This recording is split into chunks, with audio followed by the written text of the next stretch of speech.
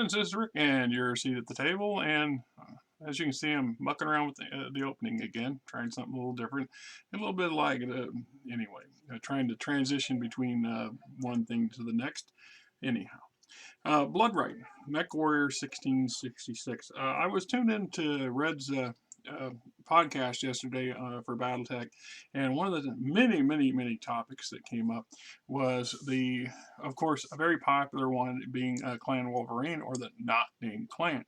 And there was this discussion about the clan's Bloodright trial and their obsession with. They have a mandate from Nicholas Kerensky to make sure absolutely no bloodlines from the Wolverines survive and exist, and any hint that these people or their descendants are around is a automatic death sentence for them. And the clans very depending on each clan. There's some clans will be much more proactive than others, but they all will act on this information.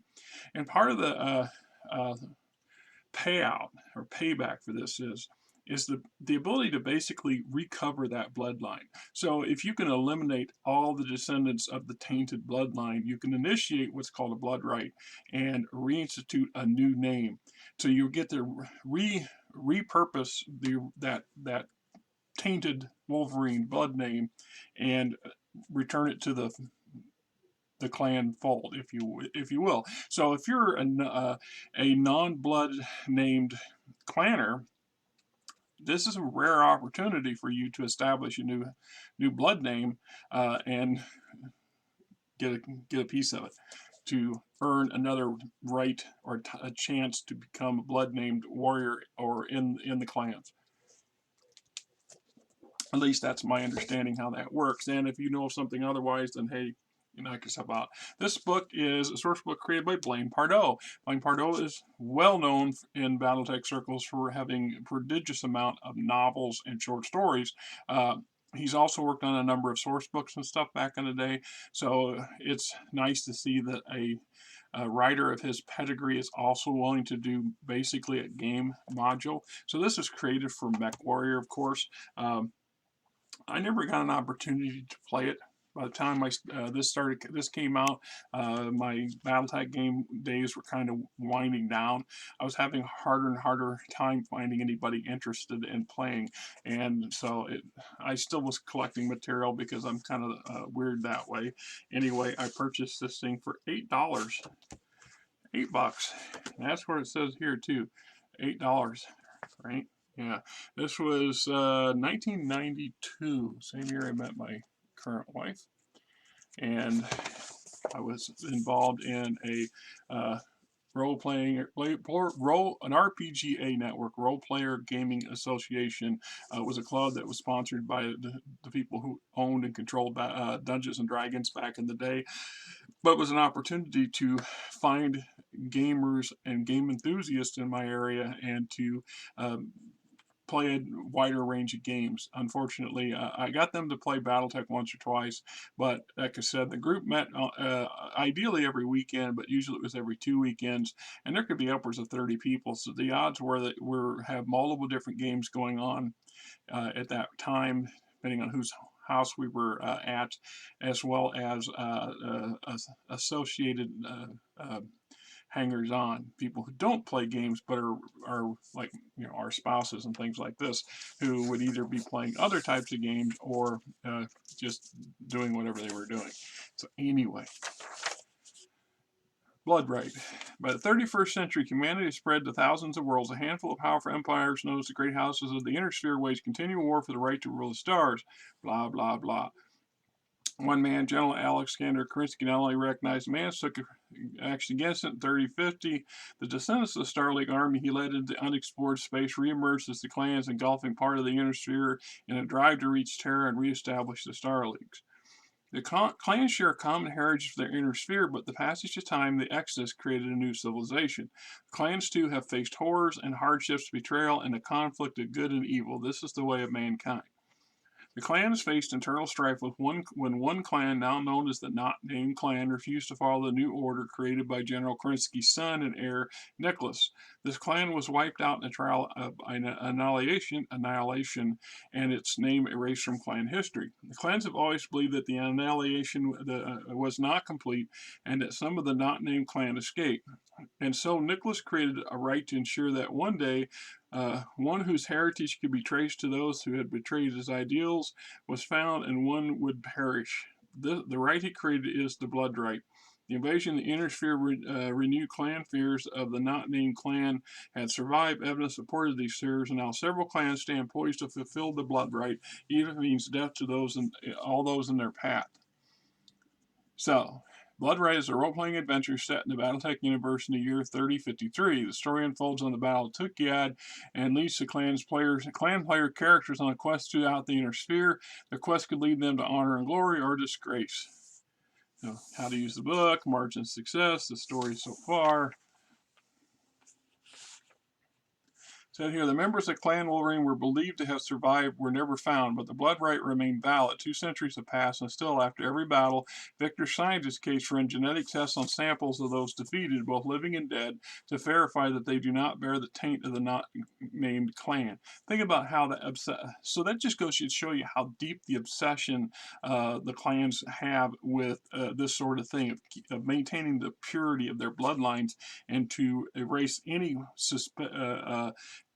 suspected taint that could be considered, something that's very undesirable. So much so that they literally have scientists do DNA checks on the living and dead of everybody they encounter to make sure that they're not somehow distantly related to those members of this not named clan. In the process, they also probably find a lot of evidence of inner sphere bloodline people who are related to other bloodlines, and I don't know how they act and react on that, but obviously they don't go out around eradicating them, but is what it is. Captain House died in a bloody confrontation between Steel Vipers and the Comm Guard's 1st Division at Devil's Bath. His unit was overwhelmed by Beta Striker Star. This is an interesting, because he was a member, Captain House was a member of the Comm Guards.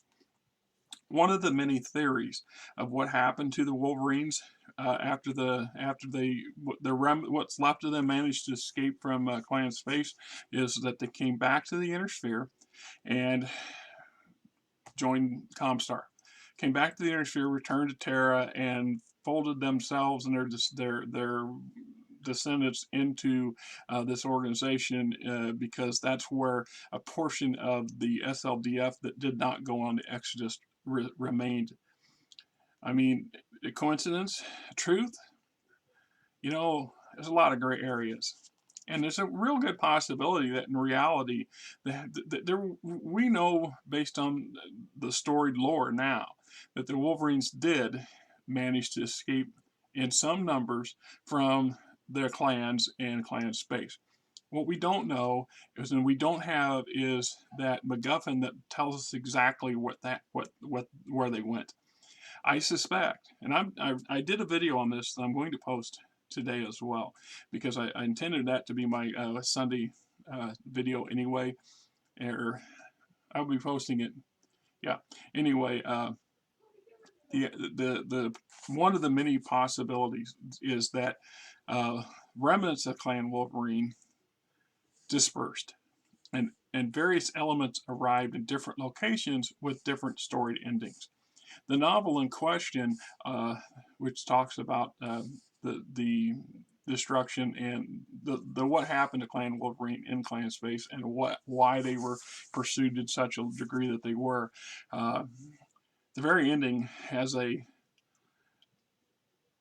chapter that really leaves an open-ended doorway for potential future clan confrontation, because it suggests that at some point Clan Wolverine does find its place, does settle down, and is thriving and successful, and has had 200 odd years to build upon this, and they return to a specific planet in the periphery that was important to them for a number of reasons, including the death of their beloved Khan, who had led them on their own exodus.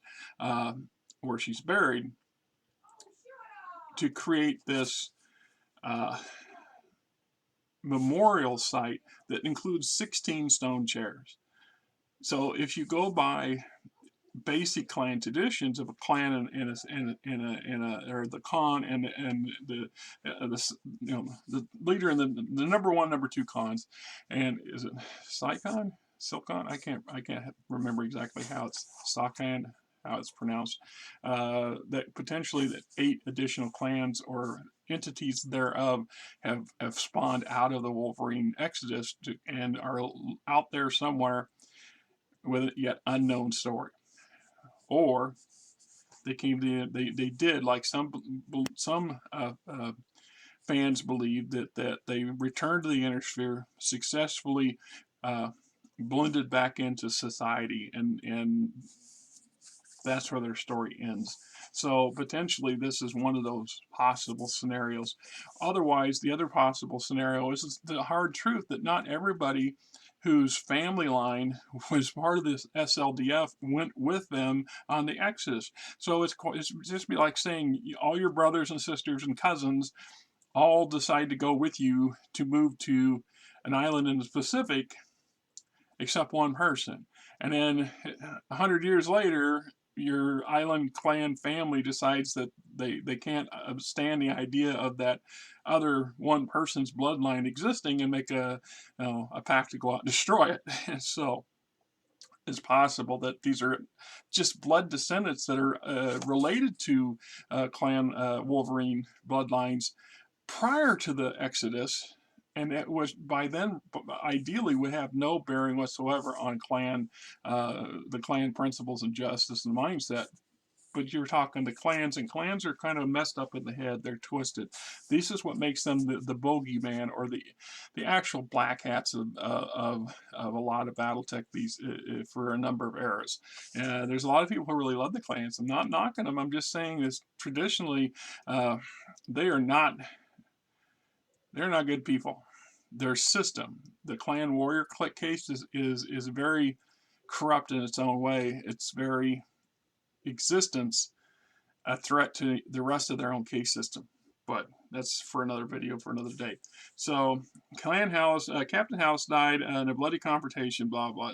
House's defeat was awarded to the entire star rather than to an individual warrior.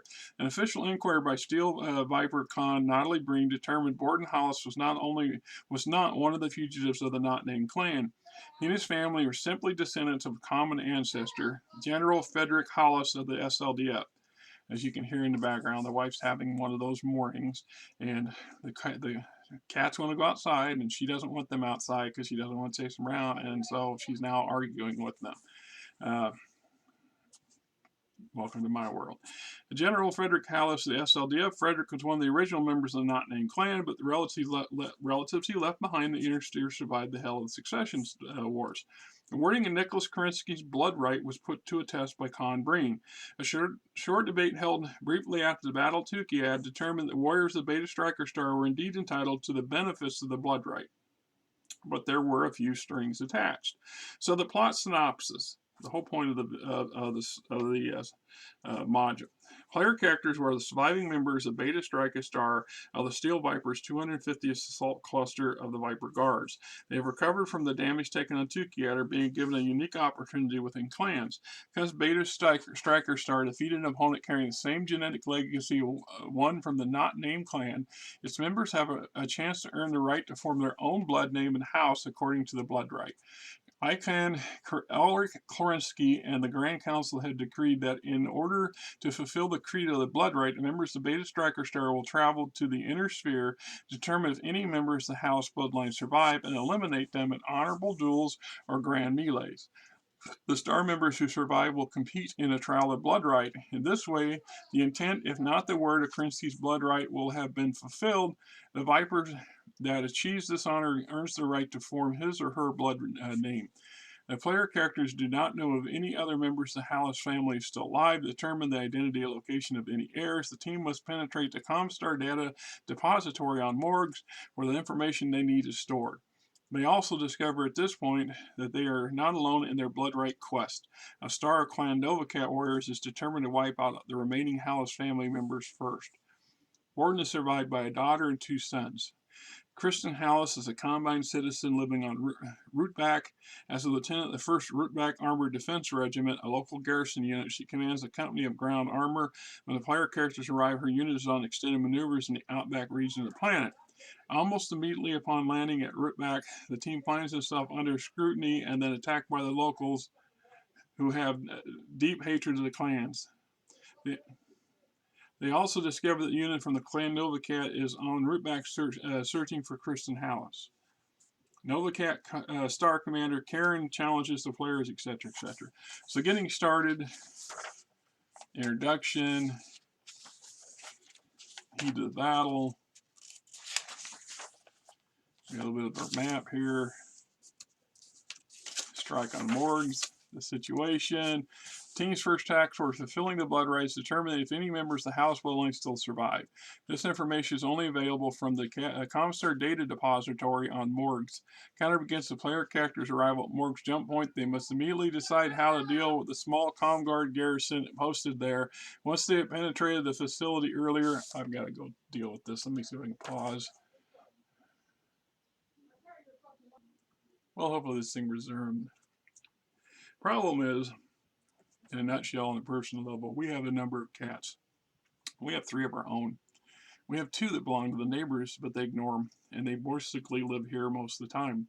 And there tend to be outdoor cats, except my wife seems to think that letting them out for 20 minutes is constitutes to, and it's a nice day out there. It's not bad. The weather's decent. It's not overly hot right now, and Fluffy wants to go outside. He's been in the garage all night by himself. And Sissy's been cooped up in the house for days. She disappeared over the 4th of July weekend for 3 days because of fireworks. And this made my wife very upset and worried about her nonstop. So now she's determined not to let her out of the house anytime soon, which creates that kind of issue. And as you can hear, the wife argues with these cats like they're people sometimes. And I don't have any outlet. My inclination is to open the damn door, let the cat outside, and the cat will come back. Or they won't. And I'll be upset if they don't come back either, but they'll either eventually come back when they get hungry, or it is what it is. Like Frankie, our cats in the house, they don't ever go outside. We don't even allow them in the garage because we don't want them getting into things out there that they're not really meant to be in. And they're not used to being in that environment. But it's different when you have an outside cat. It's an indoor-outdoor cat. And those cats are used to having that freedom just like we are. And this is a battle I'll never win with her, and so on. Sorry about the segue, and hopefully the yelling from the other room was done now that he's out in the garage. So, once they penetrate the facility, you go into either through brute force or stealth, get in this facility, get the information you need, and get out. So that's basically what this gives you. The options are sneaking in through the front door, coming into the back door, complication, unknown enemy, somebody in there is going to be a problem. So we got the inside story, depository map key, the technicians and their stats that you would encounter in there, and this person here that's Dana Johnson, a Comstar ROM operative who's not going to be too keen on your raiding their facility, is going to fight back. And then we go to episode 2, raid on Rootback. Settle the situation. Having learned on morgues that Warden Hallis was survived by 3 children, the team begins at the top of the list and heads to Rootback to kill Kristen Hallis. Mission seems simple enough, but the clans are not welcome in the inner sphere, especially in the Cronus Combine where the Rootback is located. As soon as the team's ship enters the planet system, the pilot is requested to land at the Portello spaceport under the close, friendly observation of local officials. Begin to hide and seek, hunt this person down, complications, i.e. the cops. And you're not allowed, generally speaking, they're not allowing you to take your Omnimex with you and stomp through a bunch of places to hunt these people down. So you got to do it on the slick and sly as much as possible. And keeping in mind that there's only 4 or 5 of you, and 5 at Comstar, Clan Viper characters, you're grossly outnumbered by everybody else. I don't care how good the clans think they are. The sheer numbers will bury them. It's just a madness. That's the same thing. That was their same, one of their biggest hubris of attacking the inner sphere in the first place, was this belief that somehow the inner sphere is going to conduct itself in a clan format.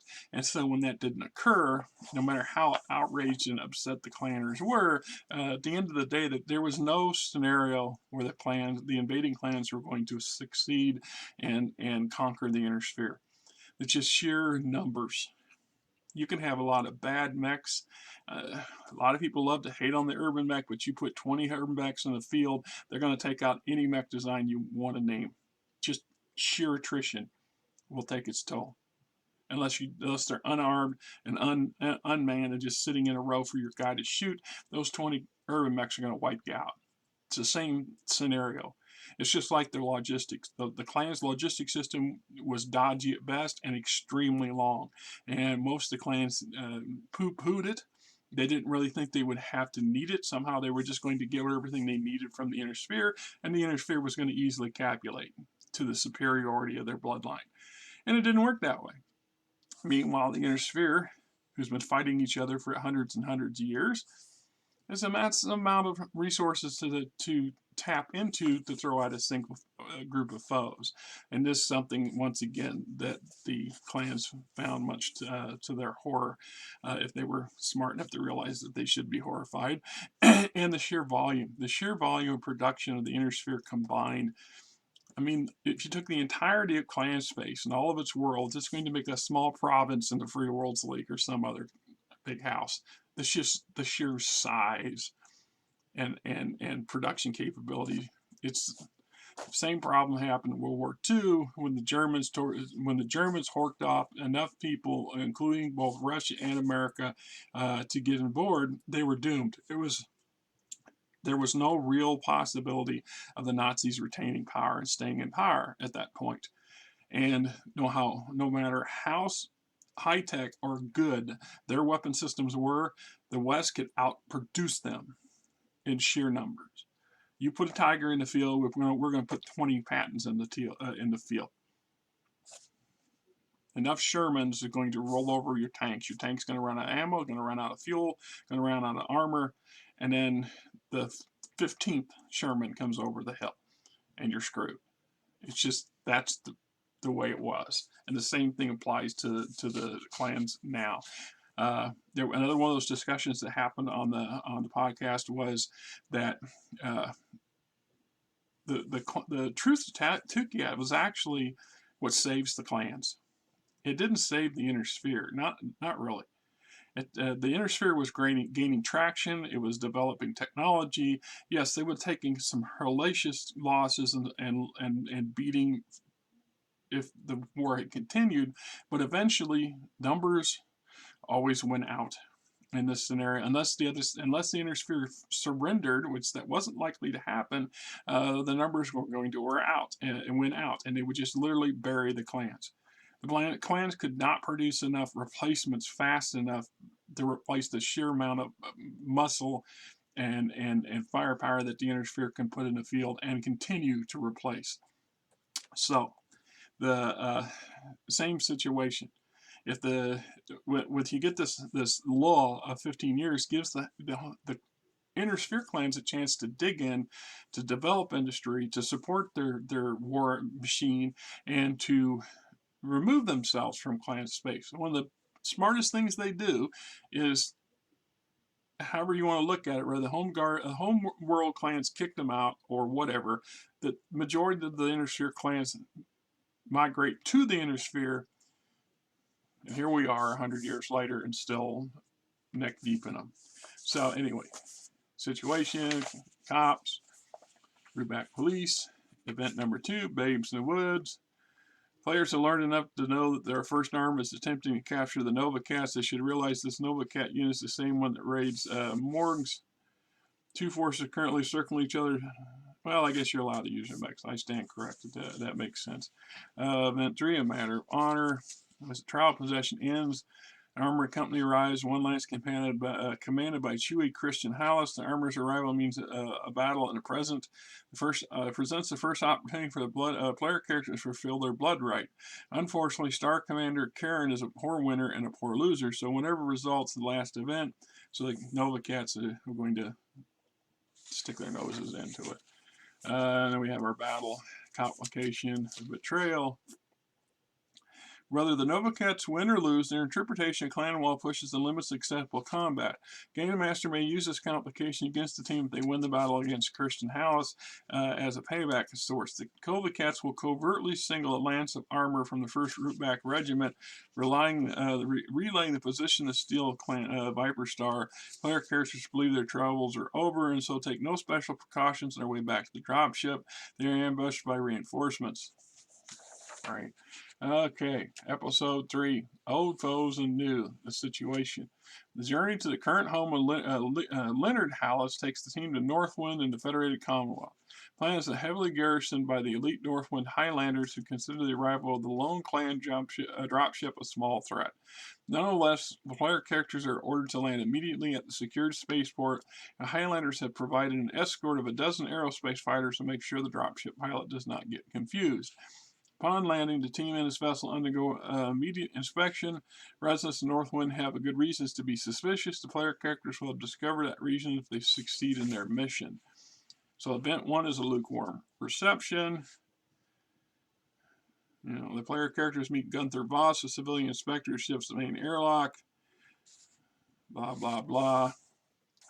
Highlanders, blah, blah, blah. Bloodright 2, Event 2, Into the Breach. Getting past Northwood Highlander guards is a tough assignment. 10 guards are positioned in pairs covering the main airlock, the bridge engineering, and entrances to the wing axis of the mech deployment bays. Players will probably come up with several plans to get away from the guards, but if needed, the Game Master can prompt the team to create some sort of distraction and try to sneak past the guards in the ensuing confusion. For example, the pilot could turn on and idle the dropship's massive engines to distract the guards, power up the turret, and so on. Any players attempting to sneak away from the ship must make a stealth roll, etc., etc. So, find the Comstored compound exterior, where Mr. Hallis is employed. Security desk, escalators, warehouse, stairs, HPG, commons, detention cell, breaking down all the locations. Home store adept technician, home store security ROM agents. Event 3, the trial. If his ROM guards are overpowered or killed, Leonard will not defend himself. Instead, cowering under a table, he does not appear to be armed. The player has no desire to fight either the Nova Cats or the player characters. Team intentionally inadvertently frees the Nova Cats. They will remain to fulfill a blood rite by confronting Leonard rather than trying to escape. Leonard is a NASA graduate specialized in engineering. While trained in military operations as every NASA graduate, he is a pacifist. Even if the formally challenged and provided a weapon, he refused to fight, stating he has no grudge against the player characters. If the player characters taunt Hallis, the Game Master must make a mental characteristic roll for him. This roll is modified by a -1, blah, blah, blah. So maybe you can piss him off enough or freak him out enough to try to defend himself. Complication, the cat's paws. Complication, a deadly Donnybrook. This complication should be used if the players are discovered while attempting to escape from or fought to get free of their dropship in Event 2. The Northwood Highlanders have deployed a Firestarter battle mech and 10 troops at the spaceport next to the Steel Viper's dropship and will attempt to apprehend the clansmen when they return. Yeah, I want to be lightly armed and armored individuals next to a pissed-off Firestarter. Yeah. Situation is Episode 4, Wrath of the Light Horse. Final encounter of this scenario is set in Zurich in the Federated Commonwealth. There the players will seek to locate and destroy Lieutenant Andrew David Hallis, the last of the tainted Hallis bloodline. This portion of their blood rite will not be as easy as they might think. Andrew Hallis is a mercenary in the employment of one of the Inner Sphere's most feared units, the Eridani Light Horses 151st Dark Horse Regiment. More importantly, thanks to the transmission from Gunther Voss, Andrew knows that the player characters and the Nova Cats are coming for him. So event 1, face to face. The player characters arrive in orbit over Zurich. Much to their surprise, no aerospace fighters close on their position, despite the fact the system is currently defended by a regiment down a light horse. As Viper's Fang departs the jump point, the bridge receives a transmission from a small village on the surface. Right. So basically, Hallis says, I can't let you risk the lives of more innocent. I want to meet and discuss why you wish to kill me and find a way to settle this matter without loss of civilian lives. I've never met a Klansman, but I have read about them. And if anything, you are honorable. Let us meet and discuss this as Mechwarriors. And blah, blah, blah. So, he goes to that. 50th Heavy Cavalry Battalion, the Bloody Half Hunters, 1st Heavy Assault, which Mr. Lieutenant Andrew Hallis is the commander of the Strike Lance. You will make up a pretty potent force here. Complication, Revenge. One of the Iridania Light Horse bodyguards assigned to keep the peace during the negotiations, Sergeant Catalin Hart. Her father was a member of the 33rd Avalon Hussars, killed in suit. Okay. And event 2, end of the line. Player characters will probably want to prepare their Alex for the oncoming battle, but nothing they do can prepare them for the depth of the trap they will encounter. Dark Horse Regiment, blah, blah, special rules. Event 3, backstabbing. While the player characters battle Hallis, Gunther Boss captures the crew of the dropship and secures the vessel with a small ROM team. Still angered by his defeat on Northwind, Boss hopes to capture the player characters as they board Viper's Fang. This event uses the blueprints to the broadsword class dropship. Player characters approach the ship. Game Master speaking Boss impersonating the ship's captain. Blah, blah, blah. Complication, reinforcements. The 151st Dark Horse Regiments are sore losers, especially to an inferior clan force. As soon as the dropship takes off, 2 Lances of aerospace fighters attack the vessel. This brings us to endgame. This section offers suggestions on awarding AP, ties up the adventure's loose ends, provides a few ongoing plot lines could result from the character's actions in this adventure. Awarding adventure points, the blood name. Several of the player characters, or even non-player characters such as Karen, may have defeated members of the House family, but only one individual can be awarded. So it's assumed that you kill all of 3 of the House, the Inner Sphere House people to get to this point. So, right, loose ends, Mystic Links, Boss Resurgent, Dark Horse Raid, Nova Cat Strike Back, Bad Karen. So we got research. So research clan history, root back. Gunther Boss, Northwind, cast characters. So we got Nova Cat Star, Charon. Charon is a short, muscular warrior, wears his hair cropped short to fully expose his right eye. The arrows around his eyes tattooed to look like a cat's eye, surrounded by dark blue, the symbol of Sabiku. At the distance, he appears to have a black eye, but up close he is a menacing sight. We got Dinah, Fuller, Stewart, and Dana, all members of his lance. Other characters, Gunther Voss. Gunther Voss is a medium build, dark hair. He sports a black beard striped with 2 streaks of gray, one on each side of his chin, just below his sideburns. He wears thick glasses, always seeming to be smiling as he knows something others do not. He also has a knowing habit of stroking his beard while gloating. Christian Hallis. Chris, the only daughter of Borden Hallis. Like her brother, she was the bright red hair and freckles. Her frame can charitably be described as thin, and her right earlobe is missing, the result of a childhood accident. Leonard Hallis. Leonard's middle-aged. Most of his colleagues consider him somewhat of a gnat of a man. He's skinny, wears thick wire-rimmed glasses, and sandy blonde hair that is already beginning to recede. Andrew Hallis. Andrew is as short as his brother Leonard, but works it out regularly. So you find these 3 members of the Hallis family, but it makes me wonder what happens to, where's the limit? Any hint of the House bloodline, there could be tens of thousands of people. If you understand how, your 3 degrees of separation kind of stuff, it just, makes you wonder. Or if it's specifically the descendants up. This person's brother and then this person's offspring. I mean, at what point do we, second, third cousins don't count? So we got the source book information, clan perspectives, role-playing to clans, view on the inner sphere, view of mercenaries, view of the periphery, view of the great houses, blood names, combat style, clan trials, role-playing combat trials, clan honor, generating clan characters, you know, advantage of blood name, free birth or true birth, clan random mech assignments, new equipment. We're introducing the crossbow. And I use that term loosely because the crossbow actually, the original crossbow originally showed up in a Battle Technology magazine, I believe, the first time I ever saw it, and it definitely looks different than this. And I think it's come up in other secondary source books before this officially becomes new equipment. But anyway, Battle Cobra, Broadsword class dropship, clan archetypes, technician cased.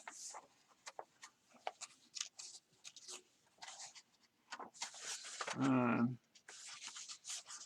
always love these pages. They're not stuck. They're just like I can't get them apart. Scientist cased, dropship, jump ship pilot, space encounters, clan adventures. Then we got player handouts, player handout 2, the blueprints for the broadsword, schematics for the various mechs that we introduced. Now here's a 65-ton crossbow. Here's a crossbow A. So this is supposed to be the clan variant of the clan crossbow omni mech variant, right? Anyway, so there we have Bloodright. When Star League crumbled, General Kerensky led most of the Star League, blah, blah, blah, goes on to the thing. Right? Yeah. Clan warriors discovered since not named clans. Basically, the same thing I read in the first part. Bloodright. Till next time, my friends. You guys have a great weekend. Right here? Huh?